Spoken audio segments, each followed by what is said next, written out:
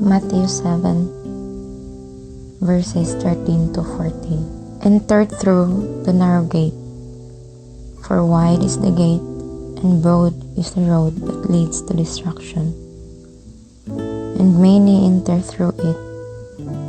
But small is the gate, and narrow the road that leads to life, and only a few find it. Dili sayon ang pagsunod kang Kristo. Kasagaran sa ato nga muduol sa Ginoo, mosampit sa iya tungod kay naituyo, naikinahanglan, naigipangayo, naigipaabot, or worse ang uban kay nagpakitang tao ra. Ang uban napugos. Pipila lang sa ato ang niduol sa Ginoo, itawag sa ngalan ni Jesus, kay nahigugma kaniya. Ang pangutana, apil ba ka atong mga pipila? Only few find it. Walay laing dalan. Jesus is the way, the truth, and the life.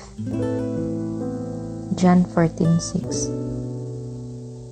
And no one comes to the Father except through Him. Ang kaduhang pangutana, ang saon paghigugma kang Jesus. Ningon si Mother Teresa, love until it hurts. Na bisan wala nakakasabot,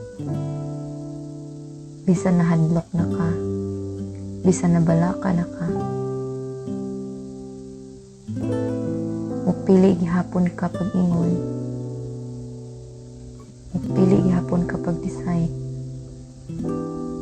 na, Lord Jesus, I love you. Buhaton gihapon na ako ang matarong, bisan lisod kaayo, bisan beyond sa imong comfort zone, bisan ang pasabot ana,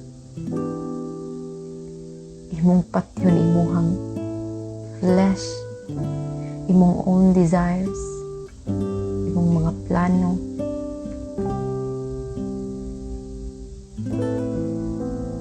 na bisan ang pasabot ana, imong i-deny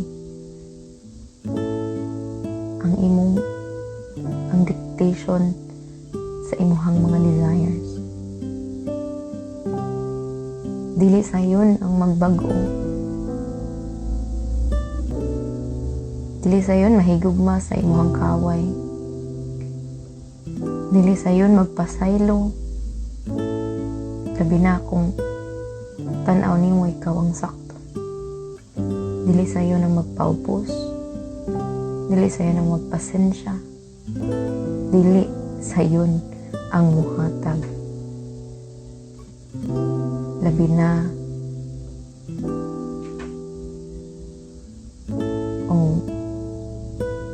kung walang-wala gid ka, kung apikid kayo ka.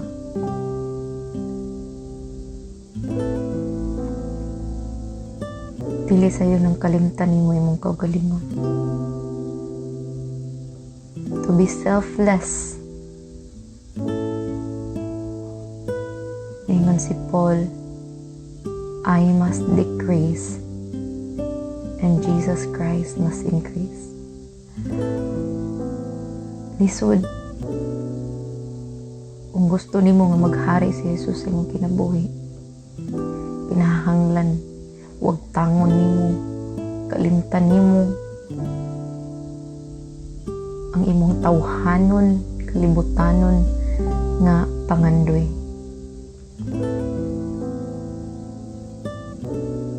To the point na painful na kaayo tungod kay every time na tangtangon sa ato, every time na ay kuhaon sa ato na mga nakaugat na, nakadulot na, isudjud kayo. Pero ningon si Jesus, I am the only way, the truth, and the life.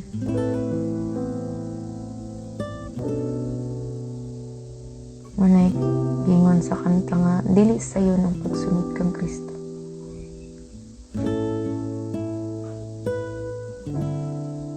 Mupod na ang pasabot ni Mother Teresa na love till it hurts. Be selfless, be humble, let go, and surrender. All glory to our Lord Jesus Christ.